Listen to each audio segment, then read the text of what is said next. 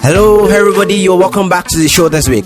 I remain your host, Ayudeji Adebola, founder of the Right Nigerian Mission, and this is TNS, the Nigerian Story Broadcast. This is the show where we explain events, policies, and circumstances that have shaped our lives in Nigeria, and also to show how Nigerians themselves have influenced events and determined the quality of their lives. From politics, commerce, history, and economy to leadership, we will learn from the past to explain the present and suggest the way forward for the future. And this is our story. We originated from the same blood.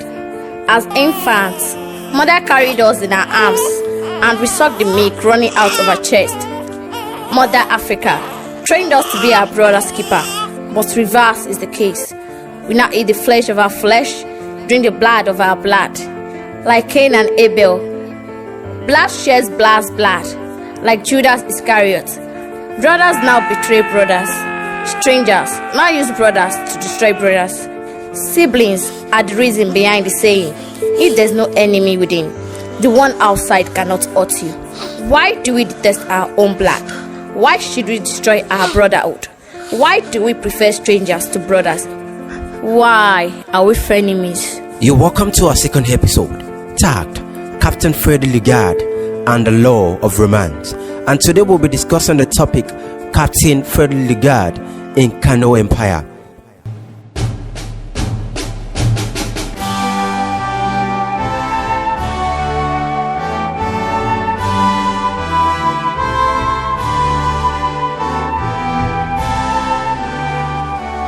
His chest swells with pride as I listen to his favorite music.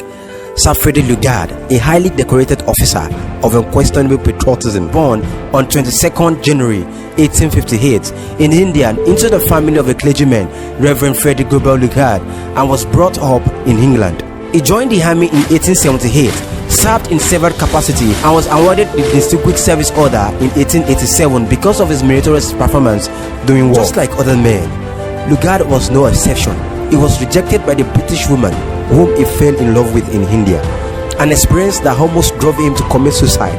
Coupled with the need of breathing, a heartbroken Lugard decided to move to Africa.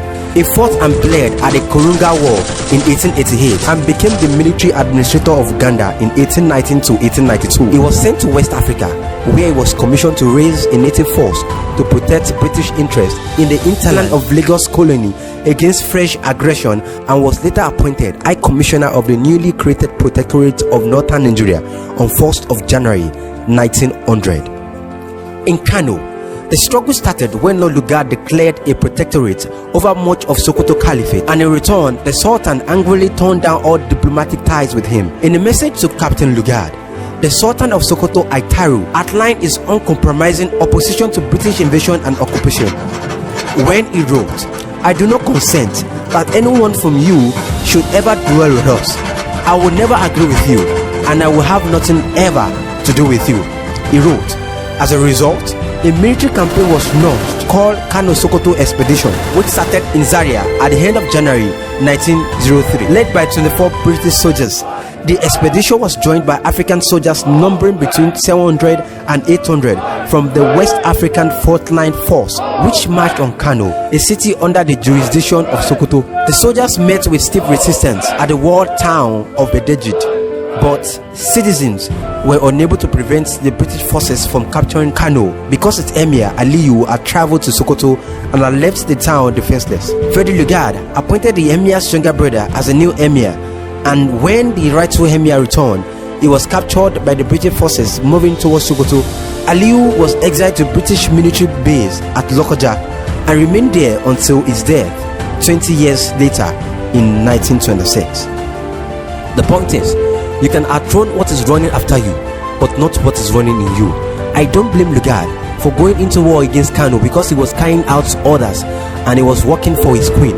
As a passionate, selfless and patriotic soldier, he smiled even in the face of danger. But I blame those recruited African soldiers that warred against their brothers.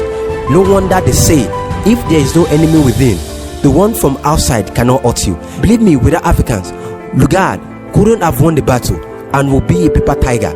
You can blame the whites for creating artificial boundaries, but since they left for more than half a century, we haven't been able to find a solution to our problems. You see, The problem we have in Africa and Nigeria is not because we have a problem, but our attitude towards the problem is the problem. What defines a man is not the challenges he is faced with, but the way he handles them. Blacks don't want the progress of black race. Blacks kill blacks. Blacks terrorize blacks. Blacks waste blacks. Blacks don't love blacks. I used to ask them why Nigeria is the way it is. Well, it's because Nigerians are the way they are. We cannot become what we want unless we are angry with what we are. Therefore, the greatest solution is not disintegration, but a complete change of heart. Remember, the solution to Nigeria is not outside the shores of the country, but within its borders. You are the solution. Please don't waste it. This is the Nigerian story. My story, your story, her story. Thank you for listening. Please share your comments and reviews. You can join the discussion on our social media handle, WhatsApp at Revive Nigeria Mission on 0813-387-1480. You can also send an email to revivenigeriamission@gmail.com. Please join us next week as we will be telling another interesting story. Shout out to all members of Revive Nigeria Mission. We love you.